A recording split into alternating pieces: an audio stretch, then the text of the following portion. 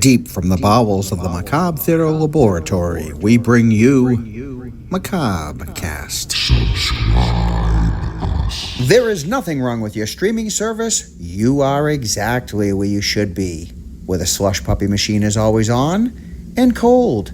Your favorite horror mag is on the rack, discreetly placed between Women's Wear Daily and Cosmopolitan. I'm your host, Doc Mark, along with my mold-riddled counterpart, Karis, the Little Mummy, here to bring you the latest episode of Macabre Cast, where we'll be dropping R's where they belong and adding them where they don't. Yeah! Newbies welcome, regulars welcome back, and worshippers, get out of here! This is a safe space for those who remember and know full well when you place a couple of teenagers in a car in a secluded spot at an escaped, deranged mental patient with sharp objects, you've got a campfire story. If you haven't already, like, share, follow, and subscribe to my show on Spotify, YouTube, Apple Podcast, Amazon Music, or when I'm not violating infantile community standard rules, TikTok. Tell a friend to do the same, even that guy that spends more time correcting your work than actually working. Yeah, that guy. Oh. If you'd like to interact with fellow Monster Kids, or maybe even the Drac Pack Elite, follow the Facebook page, Macabre Theater. It's there where you can send me a voice message through Messenger. Or, if you'd prefer, send me an email to macabretheater666@gmail.com. Macabre Cast, episode 168, Campfire Ghost Stories, and all of its gory glory begins now. 5, 4, 3, 2, 1, 0. Adoro il cast macabro.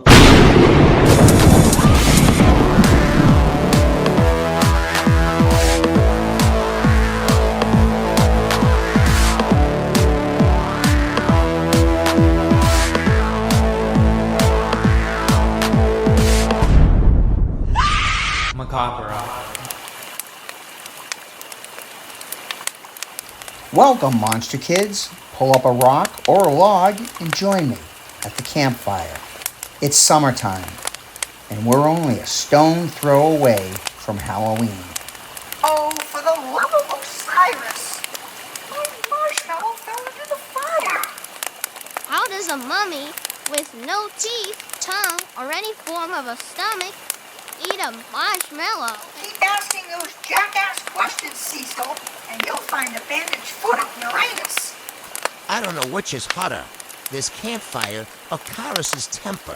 Cecil is just a kid, Karis. A little alpha brat is what he is. At least my breath doesn't smell like King Tut's underwear on a hot day in August. I'm about 5 seconds from punching Guys, please. Can we just enjoy the campfire? Interesting fact, Doc. Did you know that koalas are not considered bears? What? Koalas aren't considered bears? Of course they are, Karis. It's in the name. Koala bear? No, wrong. They didn't have the right qualifications.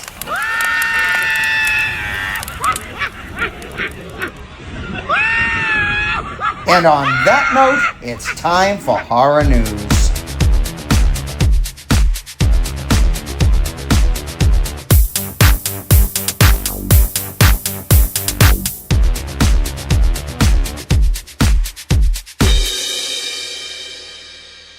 Sam Raimi teams up with Stephen King as he gets ready to adapt King's novel Desperation.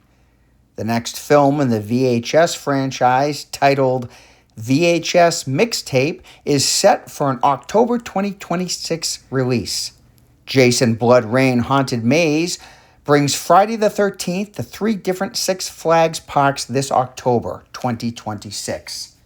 A bizarre legality right in the Nightmare on Elm Street franchise, Paramount owns the domestic rights, while Warner Brothers owns the international rights. Now there is a race between the two to release a new Nightmare on Elm Street film. Who wins? We do. See you at the movies, monster kids. And that's it for horror news.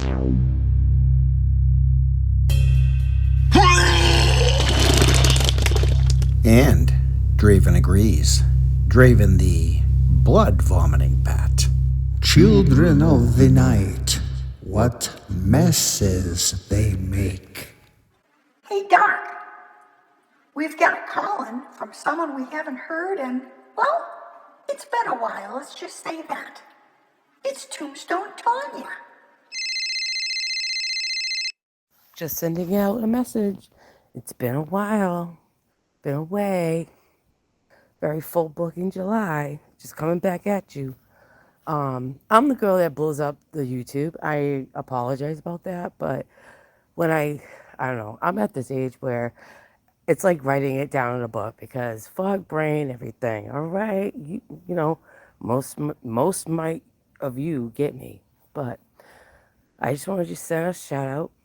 You know, catching up on shows, the movies. It's amazing to be in a group. Be in a group and listen to your podcast is big time to me. But yeah, watching the following movies this past summer has been incredible. I love your guests.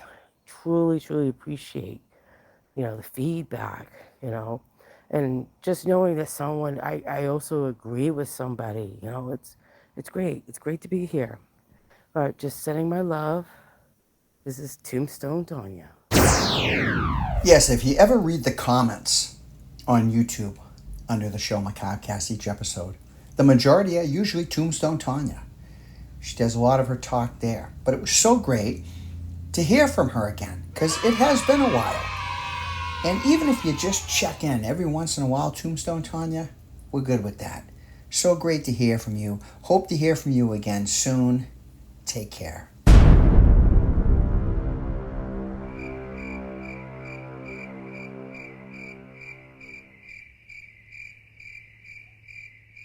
During communal fires in ancient times, early humans shared survival tales and folklore.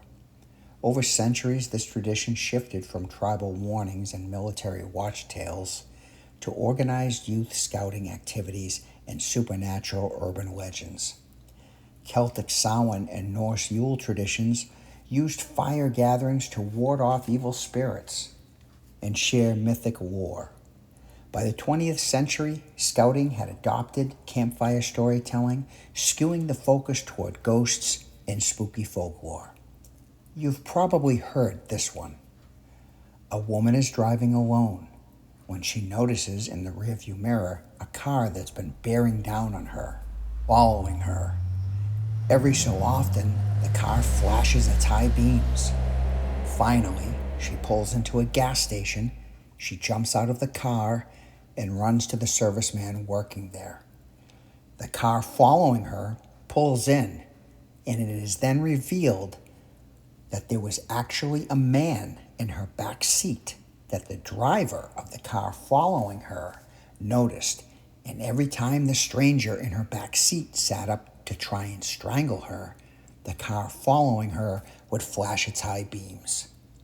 Pretty frightening, huh? Ever wonder where that campfire tale originated? In 1964, a lurker hid in the back seat of someone's car. Unfortunately for the lurker, the car he chose was that of a police detective. The story abruptly ends when the detective turns around and fires his gun at the unwanted guest. The story of the woman, the car, and the gas station was nothing more than pure embellishment.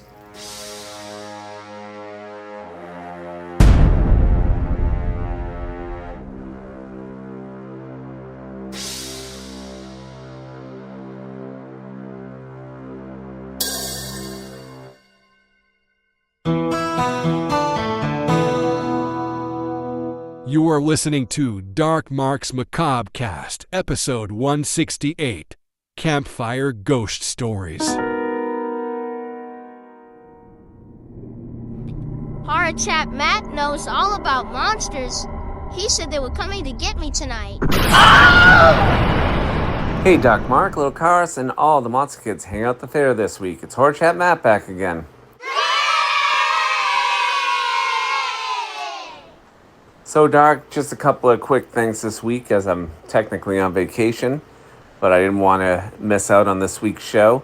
I watched the 2025 version of Dracula, and I had a real hard time with it. As much as I wanted to be into it, I just really couldn't get into it. I will say this for it. It is beautifully shot, and there are some really cool looking scenes.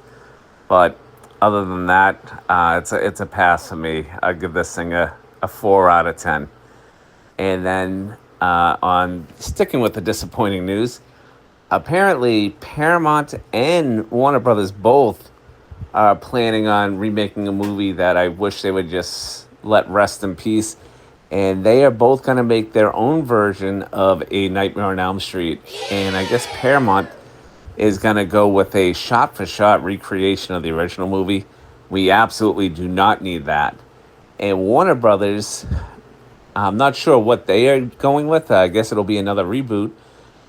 But they only have the international rights to A Nightmare on Elm Street. So unless you have a VPN or another means of watching this thing, if and when it ever comes out, here in the US, we will not be watching that one. And we'll be getting stuck with the Paramount shot-for-shot recreation, which I'm sure will be just as good as the Psycho remake with Vince Vaughn. Blech. Ew, seriously? That is so gross. Anyways, Doc, make mine Macabre Cast. As far as that international version, you know that's going to make its way here in circulation in one way or another, whether it be legal or not. I don't think it's that we're never going to see it. We won't see it in the theater, but it will make its way to the U.S. The domestic version they're talking about, now, and I've reported this on Horror News, I guess they have the rights to Wes Craven's original script, the original script, not so much what was shot. And I think they're planning on basing it on what he originally wrote, which is supposed to be more graphic or violence. I'm not sure. Either way, I think if they did another one of these, in my eyes, I'd like to see them try to pull off continuing it, even from where it left off with Freddy versus Jason or something like that. I just miss continuity, and I miss the days of Homer sequels. I'm just really tired of reboots and redos, whether this is his original script or not. I don't care. And yeah, but shot-for-shot remakes, as you mentioned, Psycho, I threw up in my mouth just even hearing you say that. Always so great hearing from you, Horror Chat, and we hope to hear from you again soon.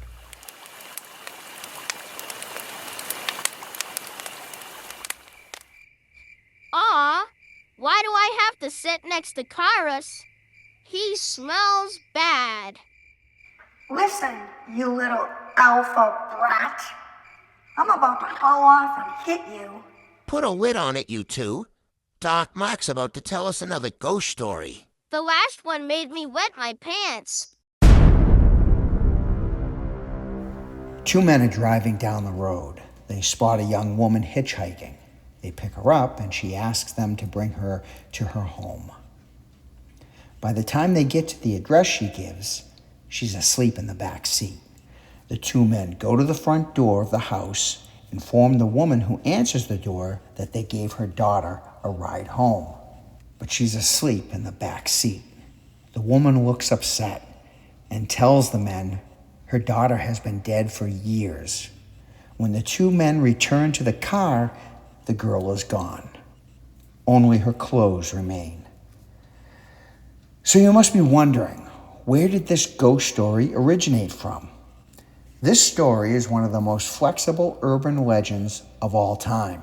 The vanishing hitchhiker can be traced back as far as the 19th century, where the story was told from the viewpoint of horse and wagon as opposed to a car. In the Hawaiian version, the ghost is picked up in a rickshaw. In some tales, the ghost gives a warning of some kind, or the story is a person that died in a violent fashion while returning home. This tale has roots in Algeria, Romania, and Pakistan. A Swedish version was first mentioned in 1602, where a ghostly woman walking along the road warns passerbys of impending plagues and wars before disappearing. As most of you already know, there'll be no show on August 17th due to Doc Mark being away at Monster Island. Does that mean we'll have the run of the lab? Cool. Cecil, you'll have the run of nothing, you little brat. Way cool. It's Chicago Tina. Hey, Doc Mark and Karis, the little mummy. Hi, Monster Kids. I hope everybody's having a great summerween. Sorry I didn't get back to you last week, Mark. After I heard that you watched Shutter Island, I was really happy, and I'm glad you liked it. And I think Martin Scorsese did a fabulous job, but it was such a great story. It was such a great book. I recommend anything by Dennis Lehane, and if you're looking for something to read on the plane next week, I suggest you find something from Dennis Lehane. Anyway, it's not a lot of horror, but it's still good reading. I wanted to also say that last week you were talking about nightmare fuel, right? So, as you know, for me, nightmare fuel is things that are out of place and weird, and mostly in faces, I'd have to say. Like in the movie Burnt Offerings, the thing that scared me the most about that movie was the chauffeur's face and the way he was smiling, and it was so unusual. Why would he be smiling at this kid's mother's funeral? Stuff like that is nightmare fuel to me. I just watched the movie Lost Highway, and Robert Blake's character in that movie is nightmare fuel as well. So that's my take on that. This week's subject about campfire stories and Summerween. Well, I grew up in Chicago, and we really didn't have campfire stories, but we had stories we told in the alley around a garbage can that was on fire, perhaps. Well, anyway, my favorites are some old Chicago legends. And one of them is the story of Mary Worth, which I think eventually became Candyman for us. You know the story, if you say this person's name 3 times in the mirror, they will appear behind you. I wouldn't even dare to say it, so I won't. The other story that sticks out from my childhood is the story of Resurrection Mary. It's about a woman who was killed in a car crash in the 30s. I think her name was Mary Begovry or something like that. And supposedly she would be seen on Archer Ave, which is where Resurrection Cemetery is, hitchhiking by a bunch of different motorists. As they passed by, some of them picked her up, and she would disappear in the back seat. And then in the 70s, they tried to, I think, bump it up a little bit by saying that there was a scorched handprint found in the gates of Resurrection Cemetery that she left behind. The story, you know, still is being told out there, but it's a good scary story if you want to look it up. But that's about it. That's, you know, like I said, I've been so busy this year that I have no time for Summerween this year, and I'm really sad about it. And I'm hoping by September I can catch back up and watch some more movies. And, you know, I am going to see The Odyssey, though. So I'll tell you, I have to see that because I love Christopher Nolan. So I'm looking forward to that. And other than that, yeah, I've got to take some time off. But I'll be around. I'll probably, when you pick this up again after your trip, I'll probably call in again in a couple of weeks after, because it'll be probably around the end of August anyway. But I hope you have a great trip. I'm flying out Sunday to New York, so hopefully, maybe, I'll see you in the airport. Who knows? But have a great trip and be safe. And everybody out there, be safe, and I'll talk to you guys soon. Bye. As you know, I love Burnt Offerings. It's one of my top 5 all-time favorite haunted house films. And I devote an entire episode to it. For those of you who haven't heard it, it's episode 156 of Macabre Cast, All Things Burnt Offerings. And yes, pure nightmare fuel is the chauffeur, which during my analyzing of the film, I have always chalked him up as to be the Grim Reaper. And that's why he is I feel that is why he is at Ben's mother's funeral. And his look to Ben when he's a kid and his smile is almost like saying, we're going to meet again someday, real soon. And if you know, you know.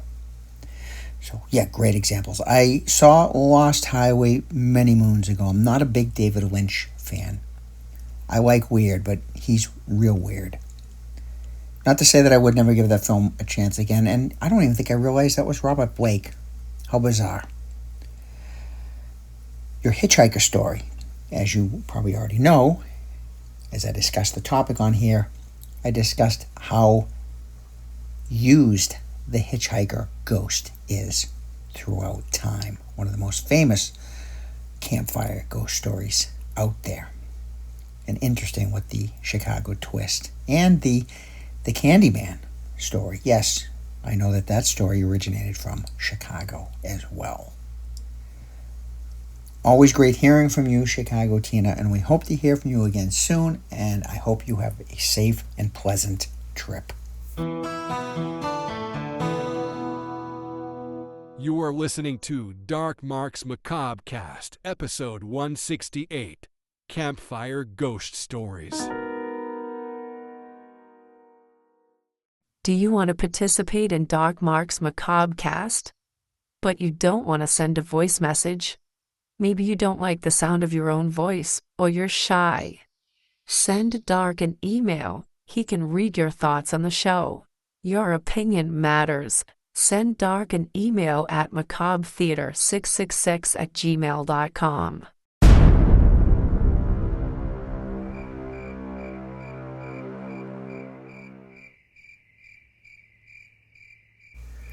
Two young lovers are parked out on Lover's Lane. A news story breaks about an escaped lunatic with one distinguishing feature. In place of his amputated hand is a large stainless steel hook.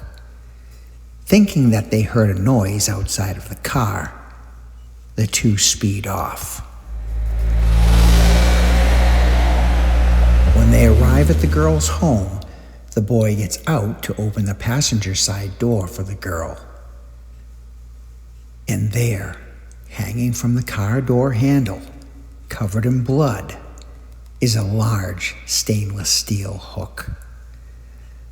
Aside from the twist about the hook for a hand, the story came from Pennsylvania in 1942, where several murders happened on Lover's Lane, when a former military man named Clarence Hill crept up on unsuspecting lovers and shot them through the window. Even Ann Landers printed the tale as a warning to hormonal teens. Is this something you could share with the rest of us, Amazing Larry? Greetings, Dark Mark and Karis. Scary Larry here, playing catch up. So, I really don't have a nightmare fuel scenario. I've spent years trying to find something I'm in fear of, and I haven't found it. And that's not necessarily a good thing. However, horror movie-wise, the one thing that's always given me the heebie-jeebies in horror is eye trauma. I guess because out of my contact lenses, I am blind as a bat.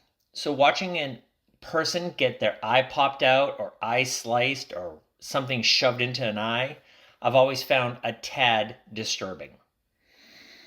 Now, when we're told by older kids at a family function the story of the couple that broke down on a country road in a Volkswagen Beetle, and the man has a woman lock the doors as he goes for help. She falls asleep and wakes to the sound of dripping noises, thinking it might be raining, and she drifts back off to sleep. Then she's woken up to something tapping on the roof of the car, louder than the drops, and she starts to get nervous. And then suddenly is blinded by flashing lights and a bright light in her face. And it's the police, who force her out of the car at gunpoint. They get her out of the vehicle, assuring her it's safe. She's confused until she glances back and sees her man hanging by his legs above the car, throat slit. The dripping was him bleeding out. The tapping was his hand as he swayed over the roof. So, naturally, at the next gathering of kids I'm at, I have to repeat this story. I'm 8 years old. I tell my friends at a neighbor's party, and they call me out as a liar. So I retort.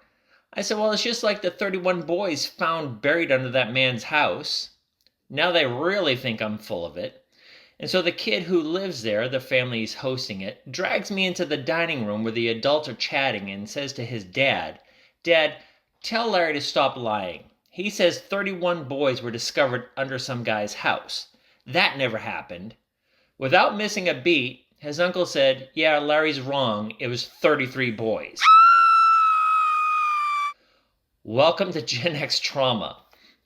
And instead of trying to quell the story in front of children, the uncle corrects the number of murdered boys, which I find hilarious, because I was the oldest child in the room, and he's confirmed that John Wayne Gacy murders 2 children younger than me. Then said, hey, go eat your cake now. So, a fellow horror movie fanatic was telling me on Messenger she was watching a movie called Decadent Evil 2. Me being the smartass, I said, well, what about Decadent Evil 1? She goes, I'm not interested in that. 2 was filmed here in Little Rock at both Vision Strip Club and Cupid's Lingerie.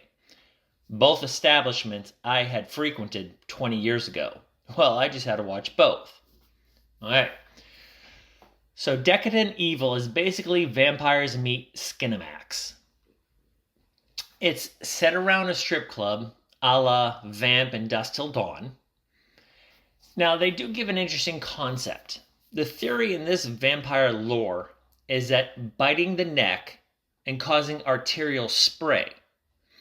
The human soul is released in that initial spray. So not only is the vampire feeding, it's consuming the soul. The legend of this vampire story is that once the vampire consumes 10,000 souls, they become indestructible and shall rule over humanity. The first story revolves around Sugar and Spice, 2 strippers who are vampires that lure unsuspecting customers to a remote castle-like mansion, where the vampire queen collects the souls, marking them down in a ledger. Sugar wants out. She's in love with a human, the club DJ. Now, if that's not enough, add a midget vampire hunter on a revenge tour over what the vampire queen did to his father 30 years prior. 2 is almost an immediate continuation of 1, but they shift it here in Little Rock. It was hilarious to see exterior and interior shots of 2 businesses I had frequented back in the day. Not to mention a buddy of mine had a small role in the movie, so it was funny to see him. These are unabashed B-horror schlock, and they don't take themselves too seriously, which in my opinion makes up for the low-budget, straight-to-video-on-demand concept.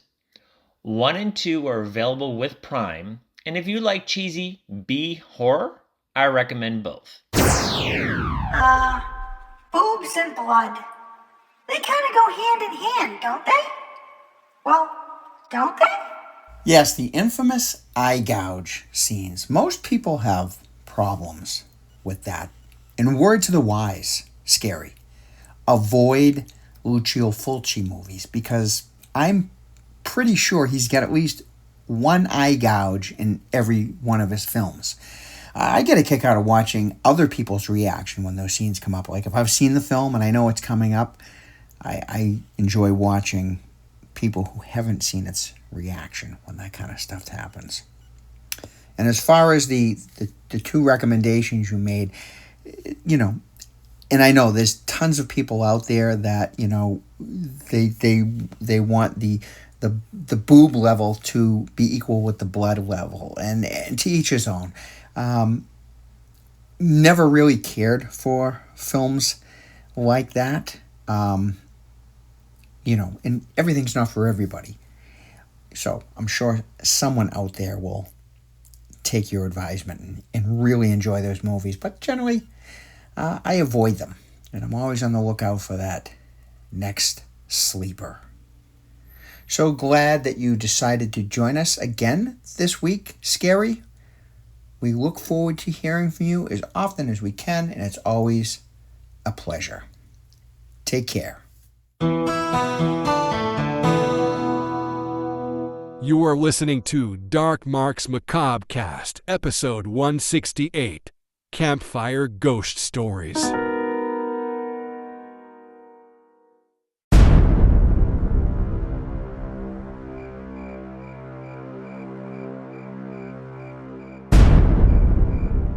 There was a kid from the town over who used to get scared at bedtime. He'd hear noises or see a shadow. The family had a dog, and for comfort on some of those spooky nights, the kid would drape his hand over the side of the bed, and the dog would lick his hand. This would instantly make him feel at ease. But then, one particular night, after falling asleep, something woke the child. The dog was no longer in the room. The kid's anxiety level got the best of him, so he decided to leave the room and use the bathroom, maybe get a drink of water. In the common living area, limp and hanging by its neck, was the family dog. Below him were the kid's bludgeoned parents, and a note written in blood, scrawled on the wall, said, "Humans can lick too." The particularly gruesome tale of the licked hand made the rounds in the 1960s as a way to scare marshmallow roasting campers with a gut punch of an ending.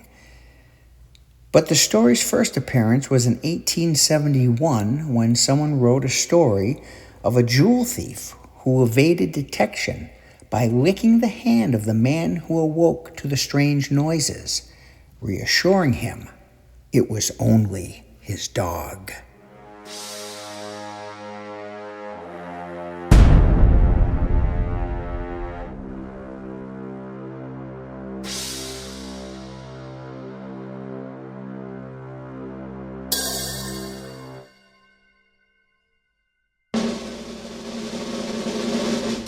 Grim Facts.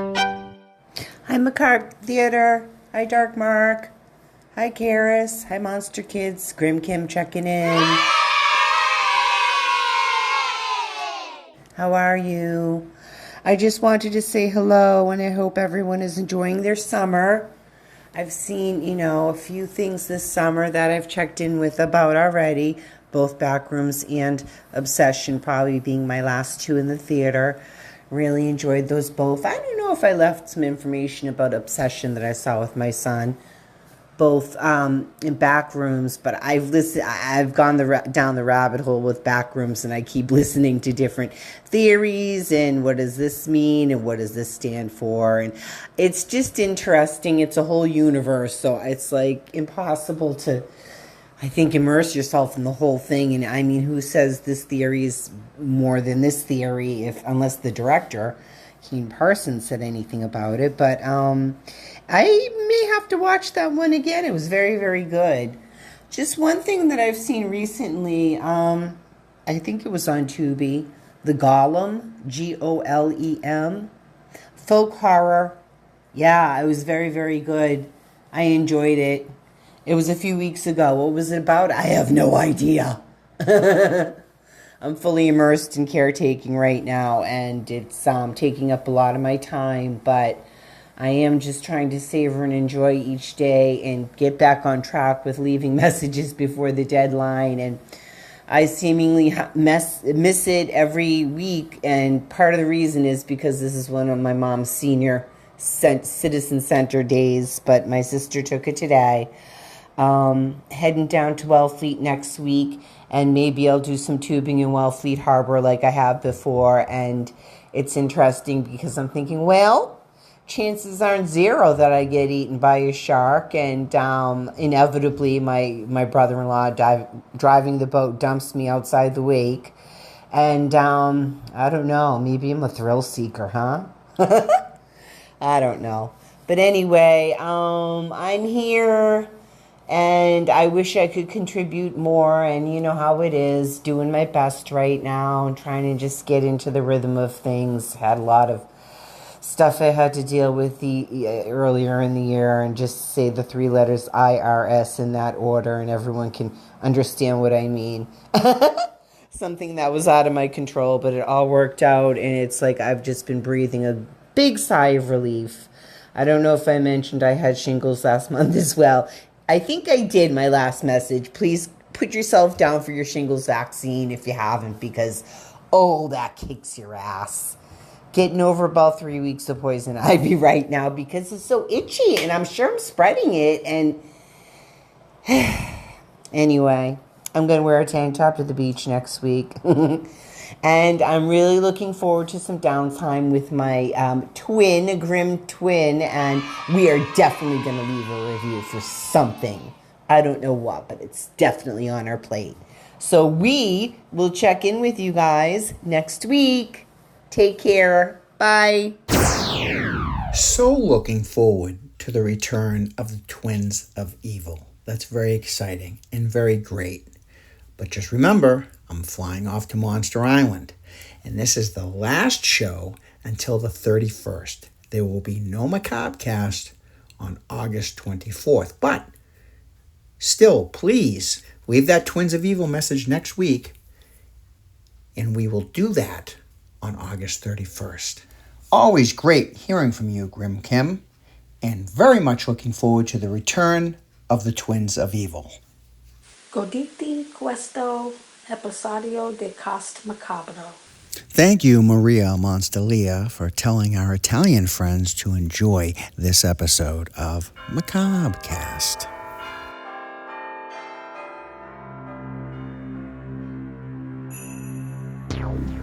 We all have apprehension about something. I'm not big into flying. Of course, it doesn't stop me from getting on a plane, but I can't help the intrusive thought of how once the plane is in flight, we are hopelessly vulnerable to whatever happens. Talk about nightmare fuel. My mom always reminded me that 90% of what we worry about never happens. And if it does, it does. Everything happens for a reason. So, if by chance the plane does go down in flames, or I'm consumed by one of the Gargantuan brothers on Monster Island, let me say thank you, Monster Kids, for tuning in and letting this 8-year-old trapped in a man's body talk about the best genre in Hollywood land. It's been a hell of a ride. My plan is to be back here for episode 169. And if that should happen, I hope you'll be here with me. Beware the moon. Keep clear of the moors. But most of all, remember, be good to yourself. This is Dark Mark, signing off.